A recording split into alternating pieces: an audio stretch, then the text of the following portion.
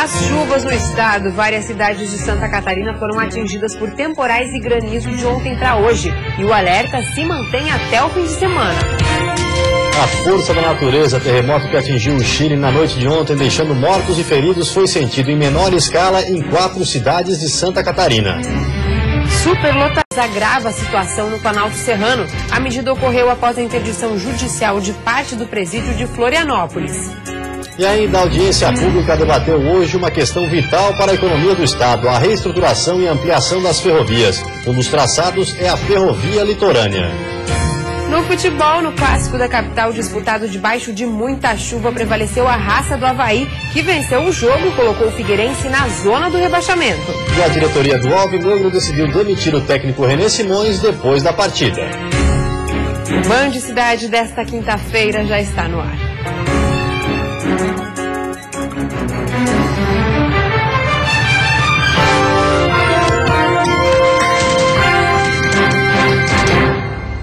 Olá, boa noite.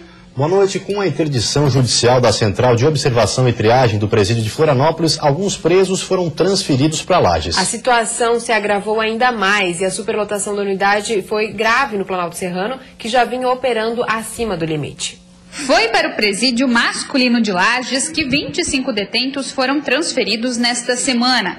Eles estavam no presídio de Florianópolis, que foi interditado. Com isso, a população carcerária da unidade do Planalto Serrano, projetada para abrigar 352 detentos, já soma 426. Mas, segundo o diretor, apesar da superlotação, a situação está sob controle. Tem segurança? Tem. Vamos ajudar? Vamos ajudar as unidades prisionais. A obrigação nossa, porém, a gente teve recorrer primeiro ao juiz corregedor, pedindo apoio. O juiz apoiou prontamente. E depois a gente teve que correr atrás das outras demandas, uniforme, alimentação, tudo a gente teve que garantir isso para não dar um problema em virtude disso, nessa superlotação. Né? Atualmente, das 48 unidades prisionais de Santa Catarina, 29 já foram interditadas pela Justiça. Hoje, um dos maiores problemas do sistema prisional é a falta de vagas. Com cerca de 15 mil detentos recolhidos no estado, a preocupação das unidades que já vêm trabalhando acima do limite é que essa situação se agrave ainda mais por causa das interdições. Esse outro presídio em Lages também sofre com a falta de vagas. Hoje a unidade abriga 260 detentos, 120 acima da capacidade. Esse promotor explica que, apesar das unidades estarem operando acima do limite, todas as transferências são monitoradas pela Justiça. Que é razoável aceitar algumas circunstâncias, algumas transferências, sempre se monitorando para que haja um atendimento correto, né?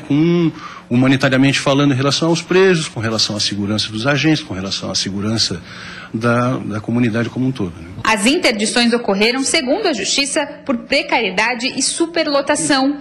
No início dessa semana, o Departamento de Administração Prisional apresentou projetos para acabar com unidades prisionais mistas e disponibilizar 5 mil vagas até 2017. O terremoto que causou a morte de pelo menos 11 pessoas no Chile também foi sentido no Brasil. Em Santa Catarina, o prolongamento do tremor foi verificado em 4 cidades. O terremoto de 8,4 na escala Richter, que foi registrado nesta quarta-feira no norte de Santiago, teve consequências aqui no Brasil. O fenômeno aconteceu por causa da movimentação de placas tectônicas próximo ao Chile, onde as ondas de energia atravessaram o continente e chegaram até os municípios brasileiros. Sentimos aqui exatamente por causa disso. Veio uma onda de abalos e tremores que foi se propagando e vai se dissipando também. Nós sentimos aqui, né, as pessoas que registraram viram luzes balançando, a mesa, né, mudando de lugar e outros móveis do apartamento mudando de lugar. Foi justamente isso, né? Então, a intensidade foi bem menor. Né, porque a Terra vem filtrando toda essa energia que foi liberada a partir do foco do terremoto lá no Chile, no norte do Chile. Mesmo a quase 3.000 quilômetros de distância, 4 municípios aqui de Santa Catarina sentiram tremores em edificações. 4 ocorrências foram registradas em Itapema, 2 em Balneário Camboriú, 2 em Itajaí e 1 em São José, na Grande Florianópolis. Outros 8 municípios brasileiros também puderam sentir os tremores. Moradores deste prédio contam como foram os segundos de apreensão.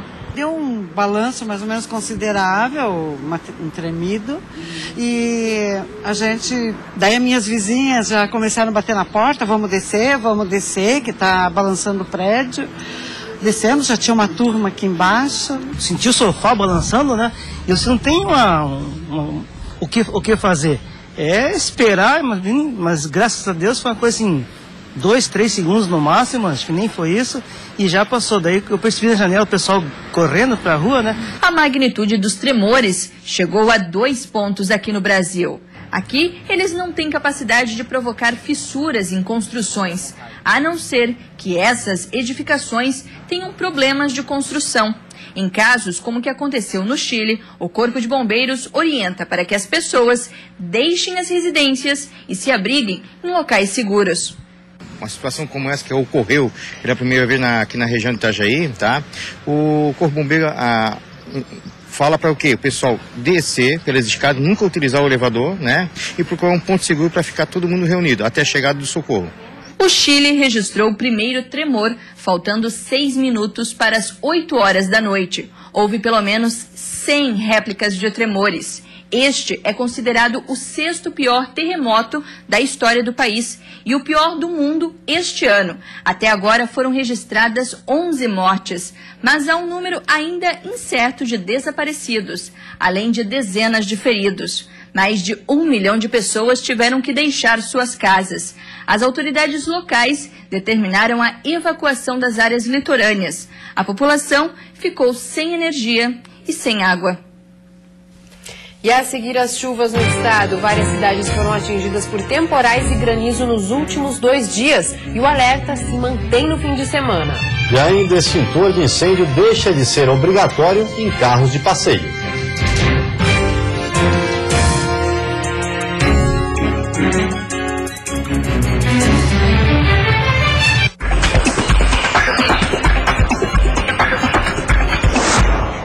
Sabe por que é mais vantajoso comprar no Mundo Car? Porque só aqui você encontra mais de 1000 opções de carros e motos, as melhores condições do mercado e benefícios exclusivos, como o selo de garantia de procedência que só os lojistas do Mundo Car oferecem. E ainda, conforto de shopping, amplo estacionamento e horário de atendimento diferenciado. Tudo isso para você aproveitar seu carro sem preocupações. Vai trocar de carro sem passar aqui? Mundo Car mais Shopping. Você quer? Aqui tem.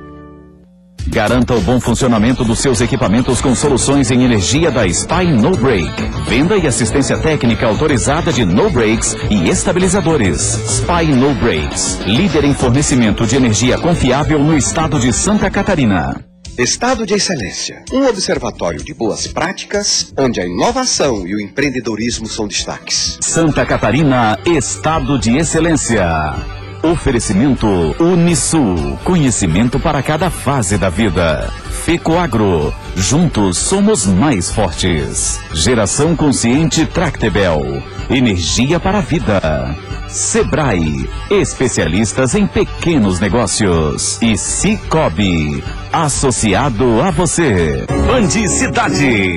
Oferecimento Queris, pensou móveis, pensou Queris, a número 1.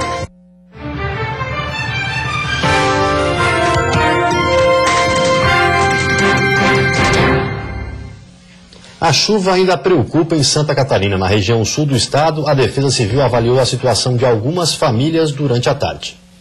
Defesa Civil Estadual e representantes do município de Balneário Rincão estiveram reunidos durante a tarde para discutir a situação das áreas afetadas pela chuva dos últimos dias.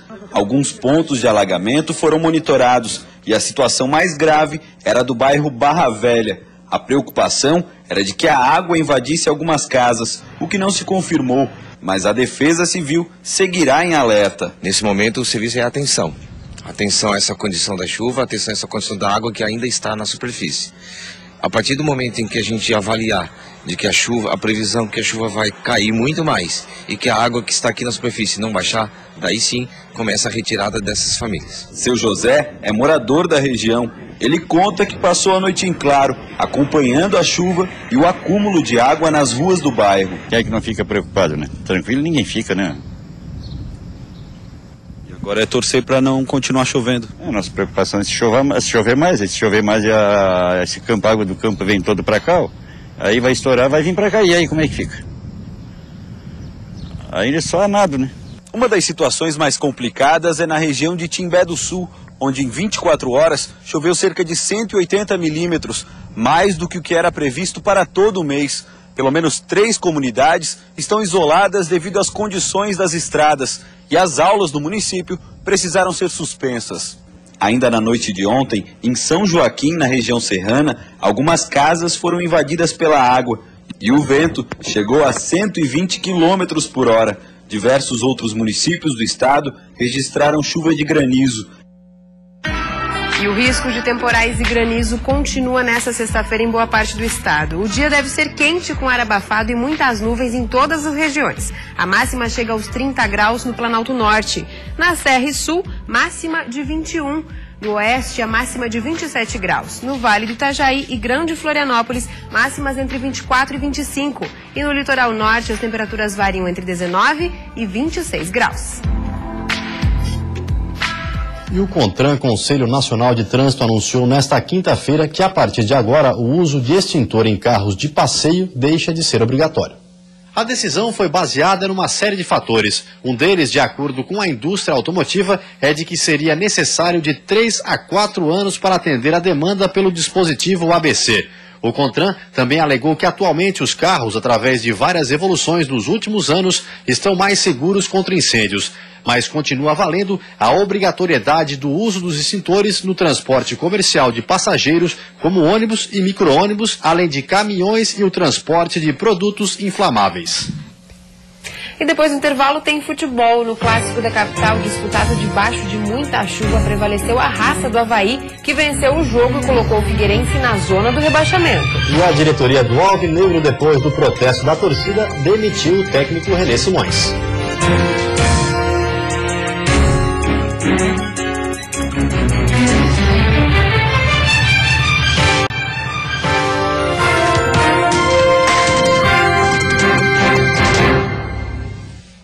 Futebol, a noite de ontem foi complicada para o Figueirense. Além de perder para o maior rival, o Avaí, o Alvinegro ainda entrou para a zona do rebaixamento. Já o Leão da Ilha, com o resultado, deixou o grupo da degola.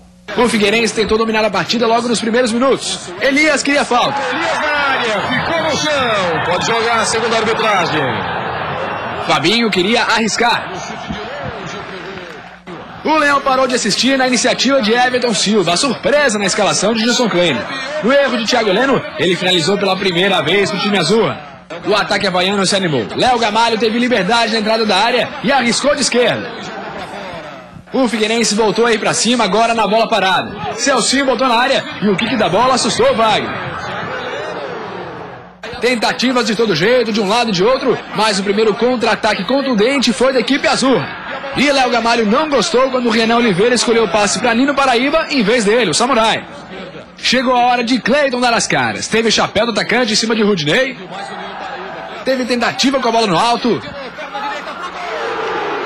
E a melhor chance foi no passe de Celcinho. Mas Cleitinho botou força demais. O jogo ficou lá e cá. Ganhou em emoção. Léo Gamalho também teve a chance na cara do gol, mas demorou para bater. E quando Eduardo Neto recebeu essa bola cara a cara com o Muralha, foi a cara do goleiro quem salvou o Furacão. Com todo tipo de chance no primeiro tempo, a polêmica ficou para o segundo, logo no início. O juiz não viu nada de irregular no lance, o jogo seguiu. Dois times lutando para se afastar da zona pantanosa do Z4. Assim foi o clássico de Figueirense e Avaí. Era o clássico da superação, porque os dois times tinham muitos problemas. E aí entrou em campo a superação individual. Quis o destino que Renan Oliveira, contra todas as críticas, se consagrasse no clássico. Paulo Roberto perdeu a bola no meio campo e pediu falta. O juiz mandou seguir. Chegou, tá valendo tudo. Tá valendo tudo, o Avaí recupera. Renan Oliveira lançou o Léo Gamalho, que foi até o fundo, tocou para Anderson Lopes e a bola sobrou para Renan Oliveira. Mostrando calma e categoria, ele botou lá dentro. 1-0 Avaí.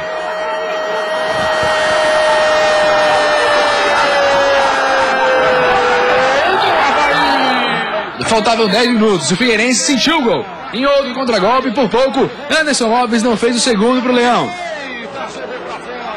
Mas o Figueira não se entregaria assim fácil. E nos últimos momentos do jogo, Cleiton ficou cara a cara com Wagner. Só que o goleiro superou o atacante. Com a ponta do pé esquerdo, Wagner salvou o Avaí e decretou a vitória azul e branca e a queda do técnico René Simões logo após a entrevista coletiva. Eu não gosto de falar de arbitragem não, mas porra, tá cansando. Tá cansando, né? O pênalti foi absurdo. Porra, e a falta no Paulo Roberto foi absurda também. Porra, 2 lances que decidiram o jogo. Eu acho que foi um clássico bem disputado. Inúmeras chances, principalmente no primeiro tempo. Vi a nossa equipe mais consistente, conseguiu ter as melhores condições.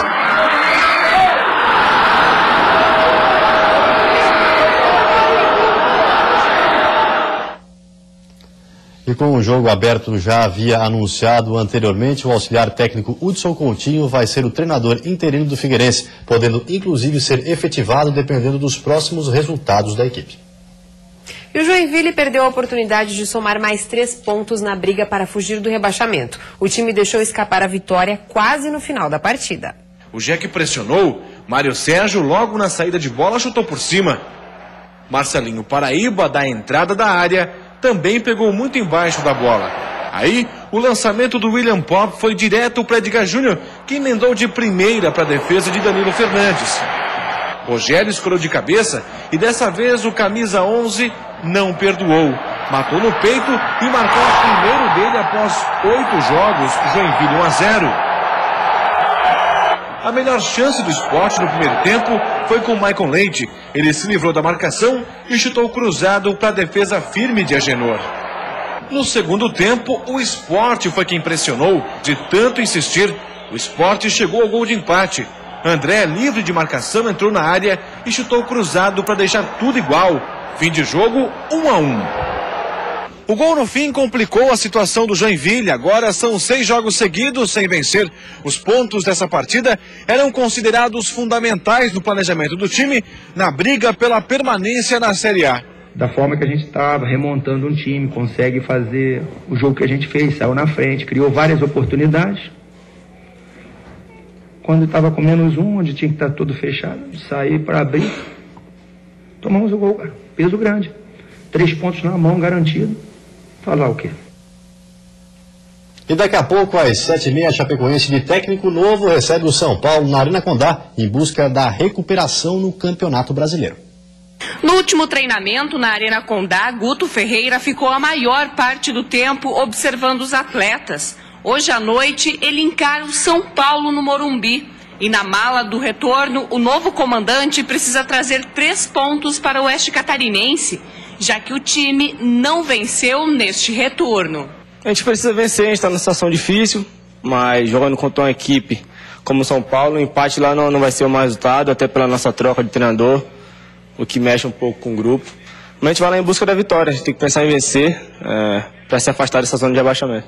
Os atletas que foram convocados para o duelo contra o time paulista sabem que precisam buscar a recuperação e continuar pontuando para permanecer na elite do Brasileirão. Como eu falei, a gente tem que procurar manter a calma, ter tranquilidade para chegar diante da equipe São Paulo, que é uma grande equipe, e fazer um bom resultado lá dentro do Morumbi. Eu sei que a gente tem totais condições de vencer o jogo lá. Fácil não vai ser, mas a gente tem condição e tem time para isso. Mostramos no início do campeonato. O novo comandante da Chape deverá entrar em campo com Danilo, Apodi, Rafael Lima, Diego, Denner, Eli Carlos, Bruno Silva, Gil, Ananias, Thiago Luiz e William Barbio. E a seguir, futuro e desafios em debates. O aumento da produção das agroindústrias é um dos problemas na região oeste. E ainda a audiência pública debateu hoje na Assembleia Legislativa a reestruturação e ampliação das ferrovias do Estado.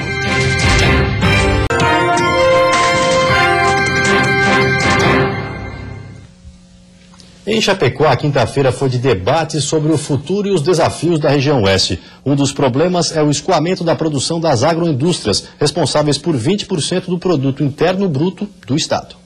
Além dos desafios regionais, lideranças do agronegócio catarinense também estão preocupadas com o corte nos subsídios do governo federal. O montante destinado ao setor era mais de R$1 bilhão, mas caiu para 600 milhões, o que deverá impactar diretamente no preço dos grãos em todo o país. A situação fica ainda mais complicada para o oeste do estado, onde somente uma agroindústria de Chapecó utiliza todos os dias mais de 200 carretas de milho e soja para fazer ração.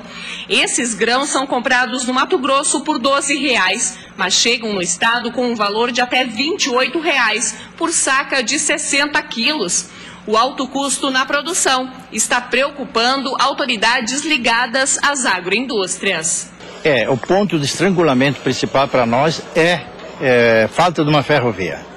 Ou seja, nós estamos transportando milho e soja, muito milho, muita soja. Santa Catarina precisa de 2.500.000 toneladas de milho por ano. Tudo isso com pneu. Isso é muito luxo. Então isso aí encarece muito a nossa atividade aqui na região. As agroindústrias e a agropecuária do Oeste, que respondem a 20% do produto interno bruto catarinense, aguardam com expectativa a construção da ferrovia, porque esses setores são responsáveis pela exportação de milhares de toneladas de carnes para vários países. E atualmente esse escoamento da produção acontece pela BR-282 através de caminhões até o litoral de Santa Catarina. Estão garantidos pelo governo federal R$46 milhões para a construção da linha férrea. O traçado deverá sair de Dionísio Cerqueira na divisa com a Argentina, seguindo por São Miguel do Oeste, Chapecó, Erval do Oeste, Santa Cecília, com destino ao porto de Itajaí. Enquanto a ferrovia não se torna realidade, uma das soluções seria a duplicação da BR-282.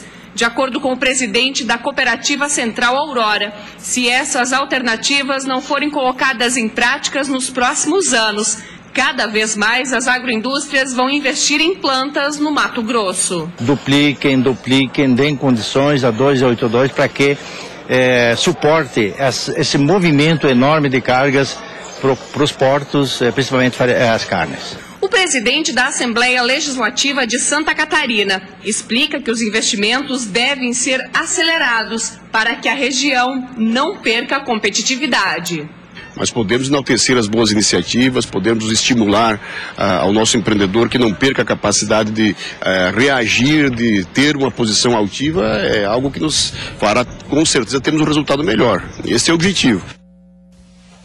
Uma audiência pública agora há pouco na Assembleia Legislativa debateu uma questão vital para a economia do Estado, a restauração das ferrovias e a ampliação com novos trajetos. Um dos traçados da ferrovia litorânea deve ficar pronto em 6 anos e promete gerar retornos imediatos à produção catarinense. O problema é que o projeto ainda nem saiu do papel. O corredor litorâneo, com 245 quilômetros, deve ligar Imbituba, no sul do estado, até Araquari, na região norte, passando ainda por Tijucas. O projeto executivo divide a obra em 2 trechos, mas um impasse no Morro dos Cavalos, na Grande Florianópolis, impede a conclusão do documento, que está 75% concluído e custou aos cofres públicos quase 16 milhões de reais. Sem essa ferrovia, nos próximos 15 anos, 20 anos, nós vamos estar no caos. Então nós precisamos dessa ferrovia e nós precisamos, acima de tudo, utilizar o dinheiro público que já foi gasto. O Departamento Nacional de Infraestrutura e Transportes avaliou 4 propostas de impacto ambiental e indígena no local, entre elas um desvio via túnel que custaria 16 bilhões de reais, mais do que o valor total da ferrovia. Agora pretende trabalhar em conjunto com o IBAMA e a FUNAI para tirar do papel o projeto que poderá dar início às obras. Definir qual que é a alternativa que o DENIT tem que estudar, a alternativa de traçado. Então, nós contrataremos o estudo do componente indígena, que eu acredito que não seja algo muito demorado, e a partir daí concluir o processo de licenciamento e, por conseguinte, o projeto básico. Isso ainda este ano? É a nossa expectativa. O coordenador da FUNAI explica que a preocupação da entidade é com as 35 famílias ou 150 pessoas que habitam a região e com as medidas compensatórias exigidas por lei. São as orientações da FUNAI que vão embasar o estudo de impacto ambiental sobre componente indígena a ser feito pelo DENIT. Faz o estudo, apresenta para a FUNAI e para os indígenas, em sendo aprovado o processo segue. A meta do governo federal é incentivar que o transporte ferroviário chegue aos 45% de utilização, mas a realidade atual é bem diferente. No Brasil, apenas 25% das cargas transitam nessa modalidade e aqui em Santa Catarina o número é ainda menor, somente 5%. Para o presidente da Associação Nacional de Transportadores e Usuários de Ferrovias, apesar dos entraves, a expectativa é revolucionar a malha ferroviária do estado, com um traçado completo de ferrovias entre regiões e ligações com portos e rodovias, gerando diversos benefícios. Uma locomotiva consegue transportar entre 160 até 400 cargas de caminhão, sem tirar a carga do transportador rodoviário de carga. É importante dizer isso, que é bem ao contrário, é mais um modal para ele transportar. E o Band Cidade de hoje fica por aqui. Vem aí o Jornal da Band. Uma ótima noite para você. Até amanhã. Boa noite. Até amanhã.